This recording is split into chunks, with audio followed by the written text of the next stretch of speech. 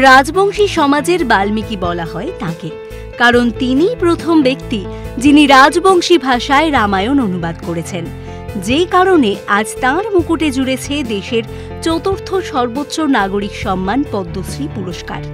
আজ বলবো দার্জিলিংয়ের শিব মন্দিরের চৈতন্যপুর এলাকার নগেন্দ্রনাথ রায়ের কথা। পাথরঘাটা ভুবনজ্যোত প্রাথমিক বিদ্যালয়ের অবসরপ্রাপ্ত শিক্ষক তিনি। কিন্তু এটি তার একমাত্র পরিচয় নয়, তার আরও একটি পরিচয় রয়েছে। তিনি সারা জীবন নিজেকে সাহিত্য চর্চায় উৎসর্গ করেছেন।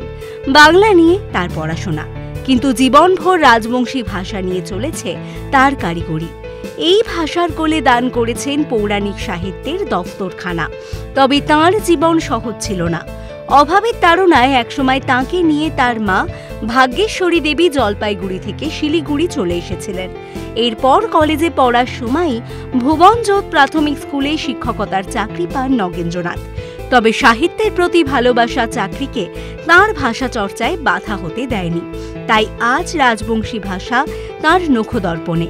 এই ভাষায় রামায়ণ ছাড়াও অনুবাদ করেছেন চণ্ডী, গীতা, চণ্ডালিকার মতন কালজয়ী পুস্তক। তাঁর প্রকাশিত গ্রন্থের মধ্যে রয়েছে কুলের গুরু, কুলগুরু, ছাওয়ালি পাঠ, রাজবংশী গুরুগীতা, দেবী চণ্ডী আই ইত্যাদি। তবে দীর্ঘ বছর সাধনার পরেও এতদিন উপযুক্ত সম্মান পাননি তিনি।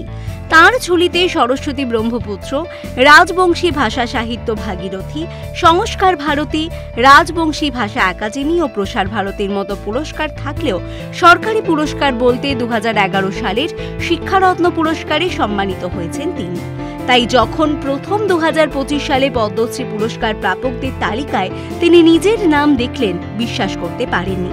প্রায় 70 এই অনুবাদক নিজের লাঠিতে ভর করে বাড়ির উঠোনে থাকা মন্দিরে জোড়া কালীর প্রতিমার সামনে দাঁড়িয়ে অস্ফুটে জানতে চেয়েছিলেন এ খবর কি সত্যি।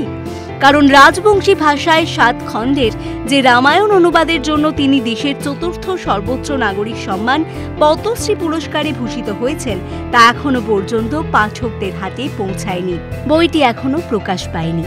আগামী 1 বৈশাখ রাজবংশী ভাষার রামায়ণটি প্রকাশিত হবার কথা রয়েছে। তবে এই স্বীকৃতি তাঁর কাছে নতুন এক পথের দিশা। রামায়ণ লেখা শেষ করার পরে ইচ্ছে থাকলেও তিনি মহাভারত অনুবাদে হাত দিতে পারেননি। পদ্মশ্রী সম্মান তাঁর সেই কাজ ত্বরান্বিত করবে। তাঁর মতে স্বাদ হলেও ভীতির কারণে মহাভারত লেখার কাজ শুরু করতে পারিনি, কিন্তু এখন মনে হয় সেটা লিখতে পারবো। দীর্ঘ জীবনের এই সাধনার প্রাপ্ত স্বীকৃতি নগেন্দ্রনাথ রায় উৎসর্গ করেছেন তাঁর মা ভাগ্যেশ্বরী দেবীকে। তাঁর কথায় মা না থাকলে এমন উত্তরণ ঘটত না। তাঁর জীবনের লক্ষ্য হল রামায়ণ, মহাভারত এবং উপনিষদের মতো গুরুত্বপূর্ণ রচনাগুলিকে রাজবংশীতে অনুবাদ করা। তাই তাঁর এই জয় সমস্ত রাজবংশী ভাষাভাষী মানুষের জয়। এরকম আরও অনেক ভিডিও দেখার জন্য নজর রাখুন আমাদের চ্যানেলে ও পাশে থাকা বেল আইকনটি ক্লিক করতে ভুলবেন না।